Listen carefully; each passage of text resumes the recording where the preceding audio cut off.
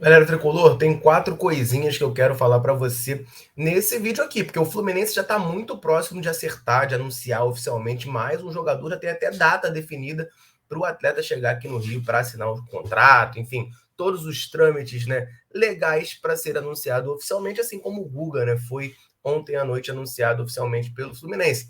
E aí, falei de chegada, a gente vai falar então também de saídas, beleza? Tem uma saída do Fluminense que segue dando o que falar. Tem um pequeno embrólio ali, uma pequena polêmica, uma indefinição que a gente vai trazer aqui nesse vídeo para tentar achar explicações, achar respostas para isso. A gente também vai comentar aqui sobre mais um portal dando interesse de clube europeu em jogador em joia da base do Fluminense. A gente vai comentar também rapidamente esse assunto nesse vídeo, além de falar sobre o assédio que um titular absoluto do Fluminense recebeu de outro gigante brasileiro no final dessa temporada.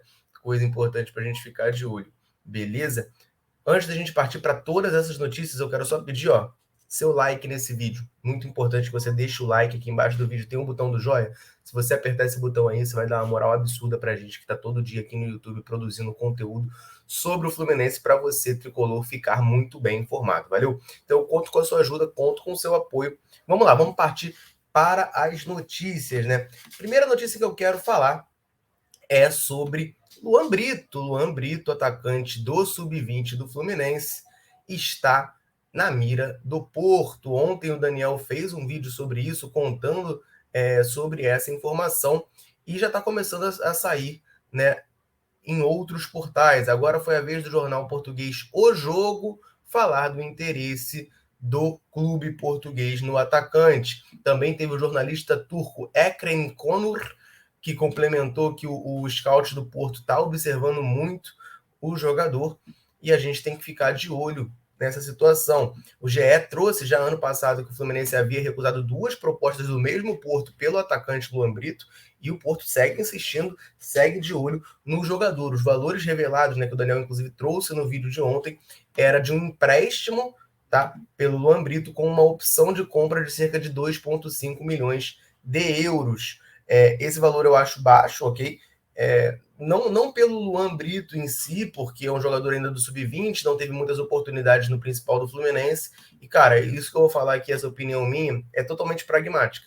Mas a gente sempre tem que vender jogadores, certo? Então é melhor vender jogadores que, enfim, são de posições mais fáceis de você produzir, outros mais fáceis de você encontrar. Estão entendendo mais ou menos a minha visão? Pro ataque, cara, beleza, que eu tô falando uma coisa meio curto a médio prazo no máximo. Mas a gente tem o Germancano, a gente tem o próprio Alan, né, nosso chinês está aí no elenco. Você tem o John Kennedy com todas as suas contradições, é um jogador ali da posição. Você tem o Samuel Granada, embora eu não seja muito fã do jogador, é uma opção ali para o setor. Então tem vários nomes ali para o lugar onde o Luan Brito joga, e é uma posição que deve demorar, né, para ele começar a ganhar chances. Ele já tem 20 anos, ainda não subiu profissional, ainda não teve chance no time de cima, então não veria com problemas negociar esse jogador, tentar fazer um dinheiro nesse jogador, até porque às vezes você vender um Luan Brito significa você não vender um, sei lá, um Martinelli, que seja, né, que é um jogador que pode não ser o dos principais aí, oriundos de Xerém, mas que tem sido útil no time principal, terminou inclusive 2022 como titular. Agora, o problema para mim é essa coisa de vai emprestar com opção de compra. Porque, meu amigo, ninguém garante que depois do empréstimo o cara vai comprar ou não. Aí ele passa um ano lá se desenvolvendo, e aí no final do empréstimo você tem que vender por aquele valor que está estipulado, e você não recebeu o dinheiro agora. Você ficou sem o jogador e não recebeu o dinheiro. Então, não me agrada. Assim, se o Fluminense consegue negociar essa proposta e tirar aí uns 4, 5 milhões de euros do Porto e vender o Luan Brito direto, eu não vou achar tão ruim, não. Claro, não é o mundo ideal, né? Ainda mais a gente vendo, por exemplo, Palmeiras vendendo o Hendrick por 72 milhões de euros, né? Claro que não dá para comparar o Luan Brito com o Hendrick, mas assim, mostra, né, que jogadores da base de outros times são vendidos muito valorizados, do Fluminense não. Mas pela situação financeira do Fluminense, eu não veria problema em negociar o jogador. Agora, tem que ser um negócio melhor, né? Vende logo, não é empréstimozinho, para daí o time lá na frente ver, decidir ou não, o Fluminense ficar igual ficou a situação do Gabriel Teixeira, né? Que prestou para o Grêmio com opção de compra. Não, mas o Grêmio vai comprar, vai comprar, vai comprar. O Grêmio não comprou. Agora está na decisão aí de ver se o Bahia vai comprar ou não. Tá? Essa é a situação do Luan Brito, mais portais aí falando do interesse do Porto no atleta. O Mário Bittencourt já tinha falado, né, que pode acabar vendendo, em vez de vender os principais, vender alguns jogadores marginais, vamos botar assim, no elenco, né? Que estão ali. A gente nem coloca tanta expectativa, mas pode ganhar uns cascalhozinhos, caso de Gabriel Teixeira, o próprio Marcos Felipe, o próprio Caio Paulista, ele citou, né? Embora não tenha avançado nada nesse sentido, o Luan Brito pode ser mais um, a gente tem que aguardar aí as cenas dos próximos capítulos. Agora, quem já saiu, quem já foi vendido, o Fluminense já anunciou oficialmente, é o Matheus Martins. Matheus Martins tá lá no Watford já foi anunciado oficialmente, né? Ele foi comprado pela Udinese e foi repassado ao Watford. O Fluminense postou uma nota oficial comunicando da venda, não divulgou os valores.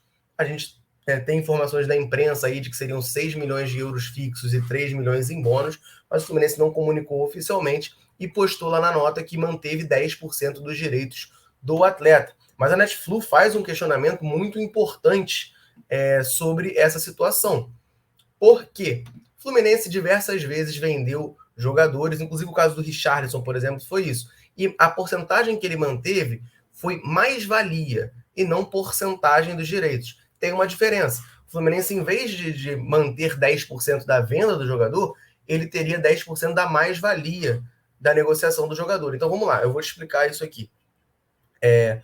Fluminense vendeu o Matheus Martins, vamos supor, tá? Por 10 milhões de reais, certo? Aí, ele joga um ano no Watford, a Udinese pega e vende ele pro, sei lá, pro Eintracht Frankfurt por 10 milhões de reais também, igual, mesmo valor que vendeu pro Fluminense. Se o Fluminense tiver 10% do Matheus Martins, 1 milhão de reais dessa nova venda caem pro Fluminense.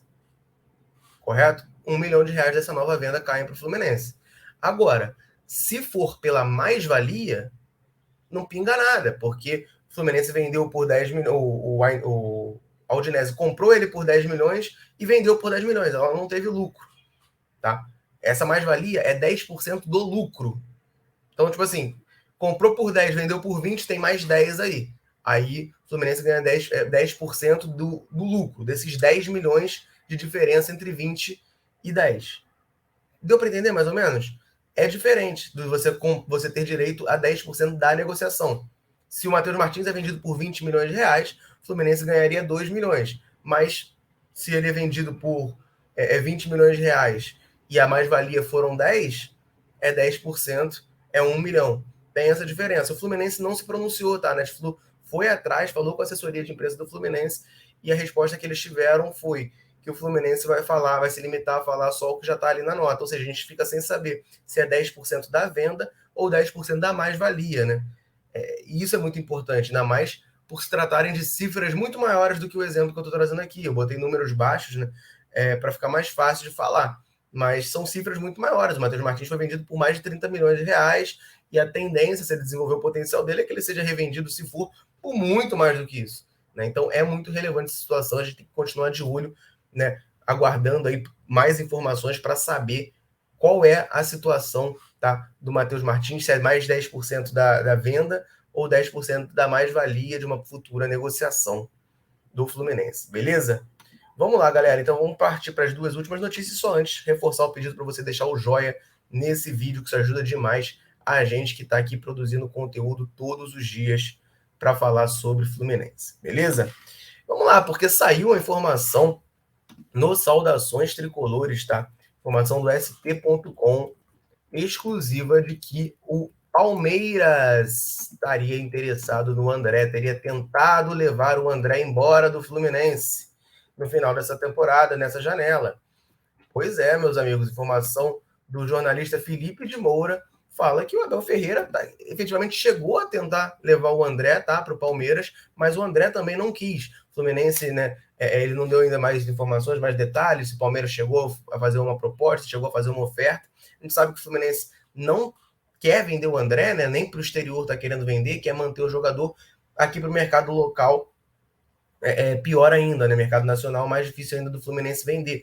Mas o Felipe de Moura traz informação também de que o André não quis. O André falou que queria ficar no Fluminense e ponto. Nem teve aquela coisa como rolou lá atrás, por exemplo, com o Pedro, quando ele foi vendido para a Fiorentina, que ele forçou que queria jogar no Flamengo. O André não. O André falou que não queria ir para o Palmeiras, quer ficar no Fluminense, né? Imagino eu que a saída do André do Fluminense seja apenas para a Europa, beleza? Informação muito importante porque mostra, né, como os times aqui do mais engenheirados do Brasil também estão de olho no Fluminense, estão querendo, né, tirar os nossos jogadores, mas também, por um lado positivo, você vê o Fluminense conseguindo, né, manter seus destaques, conseguindo não perder os jogadores, conseguindo manter essa base para 2023, o que pode ser um grande reforço para o Fluminense, né? Você manter um jogador do nível do André, por exemplo, é muito interessante, né? E é muito importante. Também escancara, né, a diferença um pouco ali, né, de padrão de contratação, né? O Palmeiras está querendo contratar um jovem destaque do Fluminense. O Fluminense, infelizmente, né, até por questões financeiras, busca outro perfil de jogador,